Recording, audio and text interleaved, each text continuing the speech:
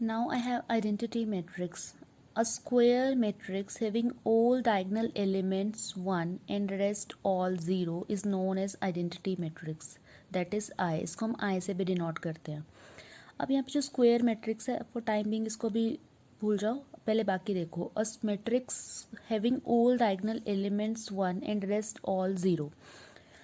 What does it mean? जब हम diagonal draw करते हैं, आपको डायगोनल भी ये ध्यान रखना है कि ये वाला ही प्लॉट करना है, ऐसे वाला प्लॉट नहीं करोगे. डायगोनल एलिमेंट्स आपने 1 1 लिए, 1 1 1 लिए, तो ये डायगोनल एलिमेंट्स हमें सारे 1 होने चाहिए, रेस्ट 0. तो जो पहले ये आपका डायगोनली 1 आ गया, बाकी सारी एंट्रीज आपने 0 कर देनी है, तो उसको हम आइडेंटिटी मैट्रिक्स करते हैं. Now what is square matrix? Square matrix वो मैट्रिक्स होती है जिसमें number of rose and number of columns आपके इक्वल होते हैं. यहाँ पे 2 रोज हैं, 2 ही कॉलम है, 3 रोज हैं, 3 ही कॉलम है, तो उसको हम स्क्वायर मैट्रिक्स बोलते हैं. फॉर एग्जाम्पल, अगर ऑर्डर 2x2 है, 3x3 है या n/n है, ये सारी आपकी स्क्वायर मैट्रिक्स कैटेगरी में आएगा. Now we have zero null void matrix. Name से ही क्लियर है, zero matrix. What does it mean कि सारे एंट्री जीरो होंगे, ऑर्डर जो मर्जी हो, all the entries should be zero. Not even a single entry should be except from zero. And now I have diagonal matrix. Diagonal matrix क्या होती है? A square matrix is said to be a diagonal matrix if all non diagonal elements are zero. Non diagonal elements का मतलब क्या हुआ कि diagonal elements को छोड़ दो, बाकी जो एलिमेंट बचे वो जीरो हो सकते हैं. अब यहाँ पे क्वेश्चन अराइज होता है कि जो हमने आइडेंटिटी मैट्रिक्स करी थी वो भी ऑलमोस्ट ऐसी ही थी, उसमें और डायगोनल मैट्रिक्स में डिफरेंस क्या है? जो आइडेंटिटी मैट्रिक्स होती है उसके डायगोनल एलिमेंट नॉन ज़ीरो तो होंगे बट सारे 1 होंगे. बट इसमें क्या हुआ, डायगोनल मैट्रिक्स में इसके भी नॉन ज़ीरो तो होंगे बट ज़रूरी नहीं है कि 1 ही हो, ये कुछ भी हो सकता है. यहाँ पे देखो -1 है और 2 है, तो और बाकी सारी एंट्रीज क्या होंगी आपकी 0. तो एक ये वाला केस है जिसमें मैंने एक सिंगल एंट्री ली है 1/1. ये आपको नहीं है, आपके सिलेबस में नहीं है, ये एक्सेप्शनल केस है, ये भी आपके डायगोनल मैट्रिक्स में कंसिडर किया जाता है. -1 2 0 0 -1 2 3, ये डायगोनल एलिमेंट्स आपके -1 2 3 है, रेस्ट ऑल आर 0, तो ये डायगोनल मैट्रिक्स होगी. उसके बाद scalar matrix. A diagonal matrix is said to be a scalar matrix if its diagonal elements are equal. अब ये ऑलमोस्ट आपकी स्क्वायर मैट्रिक्स जैसी है, सॉरी आइडेंटिटी मैट्रिक्स जैसी है, बट आइडेंटिटी मैट्रिक्स में अगेन आपकी ये वाली एंट्रीज 1 थी, बट यहाँ पे entry should B same, but it could be any scalar 1 2 k -2 anything. तो तीनों मैट्रिक्स में आपको डिफरेंस क्लियर होना चाहिए, किस किस में? आइडेंटिटी में, डायगोनल में और स्केलर में. बहुत ईजी है, इसमें कुछ ना वो नहीं है कि आपको दिक्कत आएगी याद करते हुए. Now A is equals to AIJ/M/N. What does it mean? इस पे बेस्ड आपको क्वेश्चन आता है, तो फ्रेमिंग आती है क्वेश्चन की, तो एक बार ध्यान से देख लो. AIJ का मतलब है इसकी एलिमेंट्स और M/N का मतलब है इसका ऑर्डर. तो M क्या है? रोज है, N क्या है? कॉलम्स है, और AIJ एंट्रीज है. अब इसको हम डिटेल डिस्कस करेंगे विद हेल्प ऑफ एग्जाम्पल्स. उससे पहले हमारे पास है equality of matrices. Equality of matrices में क्या होता है? 2 मेट्रिसेस A एंड B, ये नोटेशन है मैट्रिक्स की, अभी हमने किया है. इक्वल कब होंगी?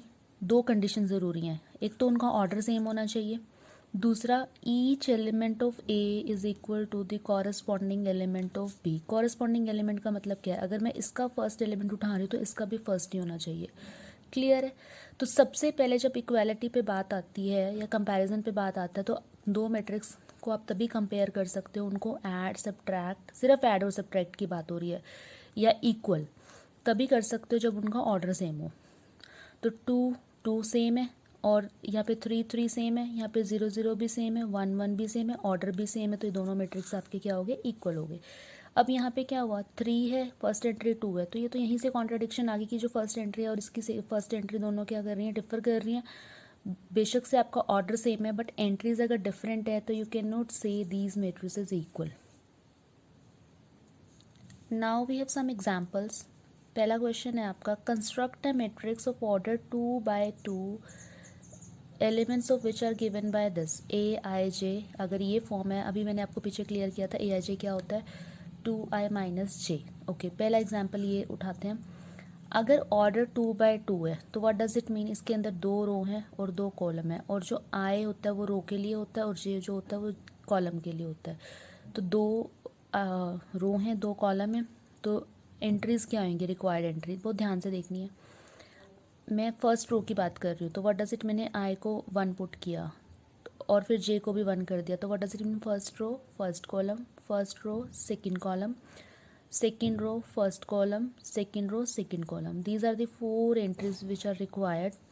अब इसके लिए हमारे पास फॉर्मूला है ए I J is equals to this, तो मुझे A11 चाहिए, यानी कि आई को भी 1 पुट किया, जे को भी 1 पुट किया, तो सेम यहाँ पे भी आई को 1 पुट किया, जे को 1 पुट किया, first entry is 1। Then I need A12, I को 1 पुट करना है, जे को 2 पुट करना है, आई को 1 पुट किया, 2 इंटू 1 2, और जे को हमने 2 पुट किया 2, तो 2 माइनस 2 गिव्स यू 0। इस फॉर्मूला में सारी एंट्रीज आ जाएंगी पुट करके। 2 1 पुट करना है, 2 इंटू 2 माइनस 1 गिव्स यू 3।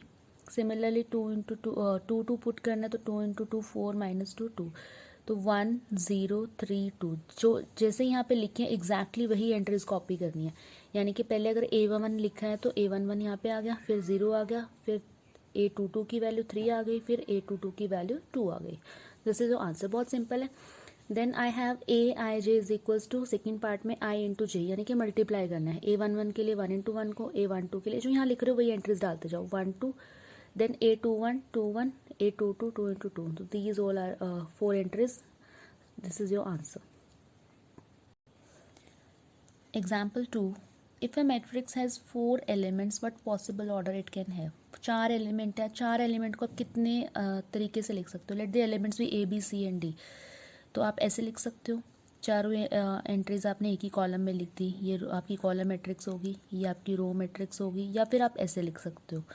तो ये सिर्फ एक एलेबोरेटेड फॉर्म है एक्सप्लेन करने के लिए, बट आपने ऐसे नहीं करना है इसको। आप कैसे करोगे, 1 इंटू 4, यानी कि सिर्फ ऑर्डर होता है मैट्रिक्स का, वो लिखना है। 1 इंटू 4 हो सकता है ऑर्डर, या 4 इंटू 1 हो सकता है, या 2/2 हो सकता है।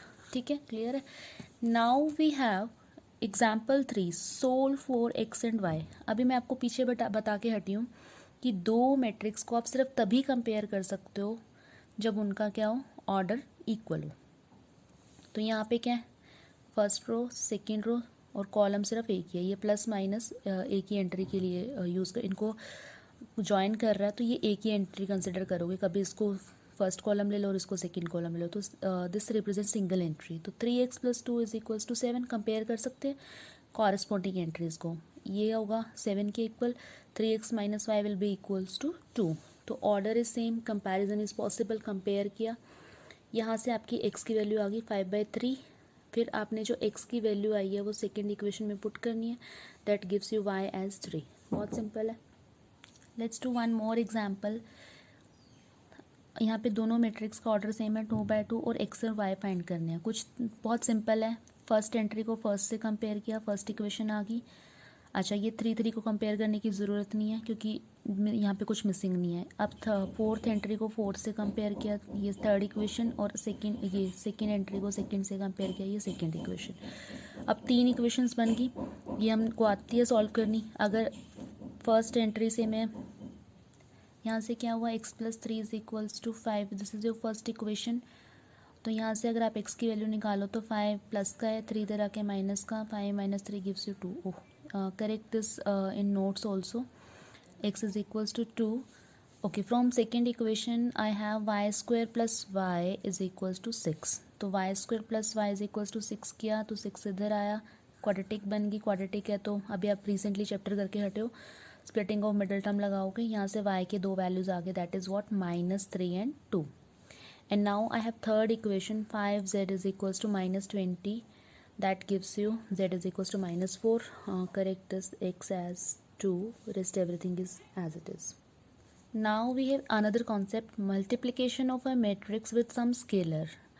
Okay, let's do with the help of an example, ज़्यादा क्लियर हो जाएगा आपको। सपोज आपको एक मैट्रिक्स दे दिया having order 2/2, that is what 2 3 3 4 and b is this। हमें फाइंड करना है 2a।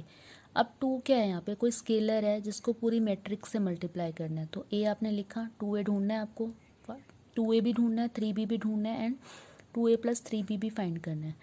तो सेम जैसे हम सब्सटीट्यूशन वाले सम करते थे, 2a चाहिए तो 2 एज इट इज़ रखा, a को सब्सटीट्यूट किया यहाँ पे, तो 2 को पूरे मैट्रिक्स से मल्टीप्लाई करना है, यानी कि हर एंट्री से मल्टीप्लाई होगा। 2 2 ज़ा 4, 2 3 ज़ा 6, 2 3 ज़ा 6, 2 4 ज़ा 8, यही आंसर है आपका। Similarly you have to find 3b। तो b आपकी मैट्रिक्स थी 4 5 2 एंड 1, तो 3b के लिए आपने 3 को 4 से, 3 को 5 से, 3 को 2 से, 3 को 1 से मल्टीप्लाई करना है, तो यू गेट दिस। एंड सी में हमें क्या करना है, दोनों को ऐड करना है, 2a + 3b फाइंड करना है। तो दोनों जो आंसर आए हैं, अच्छा अब एडिशन और सब्ट्रैक्शन कब पॉसिबल होती है, जब ऑर्डर सेम हो। अगर ऑर्डर सेम है तो हम ऐड कर सकते हैं, तो कॉरेस्पॉन्डिंग एंट्री में ही ऐड होगी, यानी कि 12 4 में ऐड होगा, 15 6 में, 6 6 में, 3 8 में। तो 4 + 12 6, 6 + 5 21, 6 + 6 गिव्स यू 12, 8 + 3 गिव्स यू 11। ये नोट है एडिशन और सब्ट्रैक्शन पे। एडिशन और सब्ट्रैक्शन पॉसिबल तभी है जब ऑर्डर सेम हो। एडिशन के लिए हम कॉरेस्पॉन्डिंग एंट्रीज को ऐड करते हैं, और सब्ट्रैक्शन के लिए भी हम जो ऑपरेशन है वो कॉरेस्पॉन्डिंग एंट्रीज पे ही लगाते हैं। फॉर एग्जांपल अगर यहाँ पे माइनस होता तो 4 - 12 गिव्स यू -8। आई थिंक आपको क्लियर हो गया होगा। Thank you very much.